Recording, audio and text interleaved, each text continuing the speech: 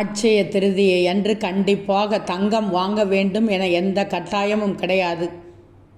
அதே சமயம் இது மங்களகரமான நல்ல நாள் என்பதால் திருமணம் போன்ற மங்கள நிகழ்வுகளுக்காக தங்கம், புதிய ஆடைகள் வாங்க வேண்டும் என்பவர்கள் இந்த நாளை பயன்படுத்தி கொள்ளலாம். இந்த நாளில் மகாலட்சுமியின் அருளை பெறுவதற்கு தங்கத்தை விட அவருக்கு விருப்பமான பொருளான கல்லுப்பினை வாங்குவது மிக மிக விசேஷமானது. வீட்டில் எந்த பொருள் குறைந்தாலும் உப்பு மட்டும் குறையக்கூடாது என்பார்கள். அட்சய திருதியை நாளில் கல்லுப்பினையும் மங்கள பொருளான மஞ்சளையும் வாங்கி வைத்து வழிபடலாம். அப்படி அந்த நாளில் வாங்க முடியவில்லை என்றாலும் ஏற்கனவே வாங்கி வைத்த உப்பு மஞ்சளை பூஜை அறையில் வைத்து வழிபடலாம்.